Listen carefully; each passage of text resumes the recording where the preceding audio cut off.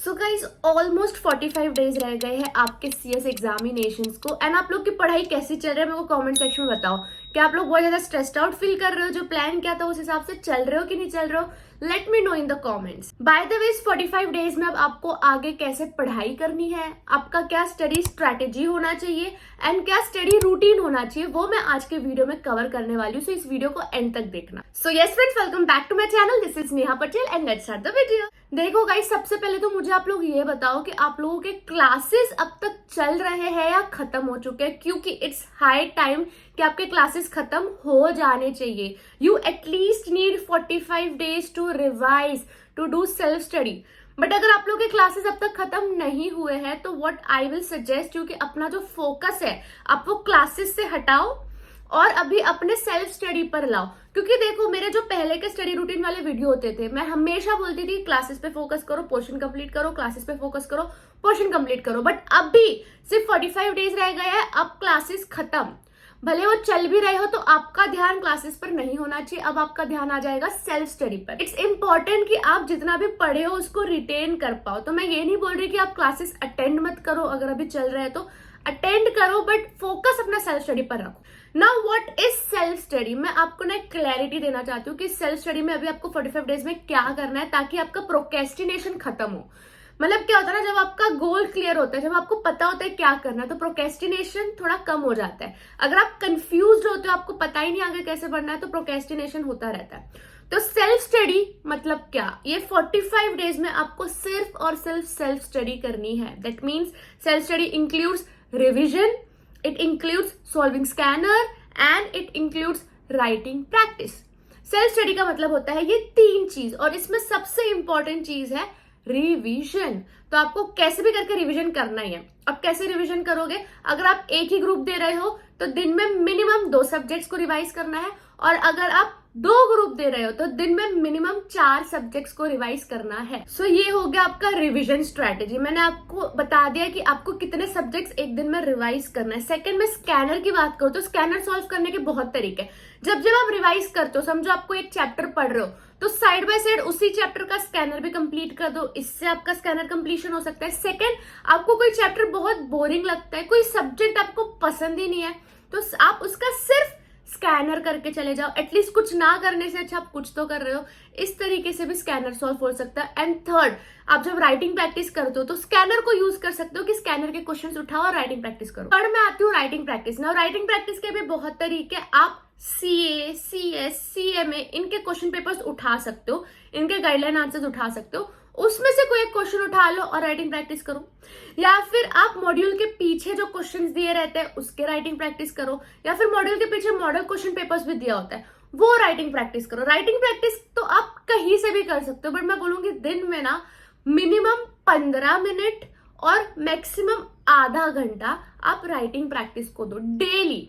मैं ऐसा नहीं बोल रही कि एक दिन 2 दिन। और अगर आपसे डेली राइटिंग प्रैक्टिस मैनेज नहीं हो रहा तो सैटरडे संडे राइटिंग प्रैक्टिस करो, बट ज्यादा करना, 1-1, 2-2 घंटे तक करना। ठीक है, you have the flexibility. Now it's up to you. अगर मेरे से पूछोगे, मैं बोलूंगी डेली राइटिंग प्रैक्टिस करो। अब पढ़ना कैसे? गाइस देखो, किसी किसी का पढ़ने का तरीका क्या होता होगा कि वो पूरे दिन में बस एक ही सब्जेक्ट करता है, कि भाई वो 5 दिन तक एक ही सब्जेक्ट के पीछे लगा रहेगा। It's actually very wrong. अगर आप इस तरीके से पढ़ रहे हो, अभी 45 डेज में अगर आप ऐसा पढ़ोगे तो let me tell you, let me awaken you कि शायद आप जो पढ़ रहे हो वो भूल जाओगे कंप्लीटली। क्योंकि आप पहला दिन 5 सब्जेक्ट पढ़े, फिर दूसरे 5 दिन आप दूसरा सब्जेक्ट पढ़ोगे तो पहला भूल जाओगे, फिर जब तीसरे पे जाओगे तो पहला तो कंप्लीटली भूल जाओगे। तो ऐसा नहीं करना है, इसलिए आपको एक दिन में 2 सब्जेक्ट या फिर 2 ग्रुप दे रहे हो तो 4 सब्जेक्ट तो करने ही है। अब मैं आपको बताती हूँ कैसे करोगे। जैसे ही सुबह उठते हो, डजंट मैटर 6 बजे उठते हो, 8 बजे उठते हो, 11 बजे उठते हो, 1 बजे उठते हो, जब भी उठते हो सबसे पहला इंपॉर्टेंट और टफेस्ट सब्जेक्ट उठा के उसको निपटा देना है। जो भी अपने आपको आप टारगेट दिए हो, सबसे toughest target of the day will be completed in the morning when you wake up और in the afternoon when you wake up. अगर मेरे से बात करो तो हम तो आफ्टरनून में उठते थे।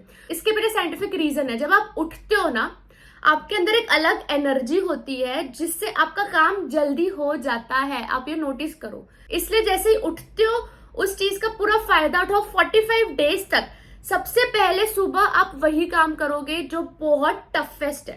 वही सब्जेक्ट निपटाओगे, ठीक है। आपका जो भी पढ़ने का तरीका है मुझे उससे कोई प्रॉब्लम नहीं है, बट आपके पढ़ने के तरीके में रिवीजन होना चाहिए, मॉड्यूल होनी चाहिए, स्कैनर होनी चाहिए और राइटिंग प्रैक्टिस होनी चाहिए। अगर ये 4 चीज हो रही है तो आप कैसे भी पढ़ो, आप सही पढ़ रहे हो। बट अगर ये चारों में से कोई भी एक चीज आपके पढ़ाई में नहीं हो रही है, देन इट्स रॉन्ग। तो इस 45 डेज में मेक श्योर करो कि आप सबसे पहले तो एक वीकली टारगेट बनाओ कि इस वीक में मैं ये सब्जेक्ट्स निपटाऊंगा, इस वीक में ये सब्जेक्ट्स निपटाऊंगा। फिर वीकली को डेली में कन्वर्ट करो। फिर डेली टारगेट्स में देखो, सबसे जो तगड़ा सब्जेक्ट है वो सबसे सुबह उठ के करोगे। एंड फिर हमेशा सुबह उठ के पहला 15 मिनट आधा घंटा आप दोगे रिवीजन को, जो भी आपने कल पढ़ा है। 1:1:1 मेथड जो रिवीजन का है वो इस 45 डेज में एप्लीकेबल हो जाएगा। आई होप यहाँ तक आप लोग सब क्लियर हो गाइस। अब हम चलते हैं नेक्स्ट पार्ट में। यार देखो, आप ना एक भी सेकंड वेस्ट करना अफोर्ड नहीं कर सकते हो इस 45 डेज में।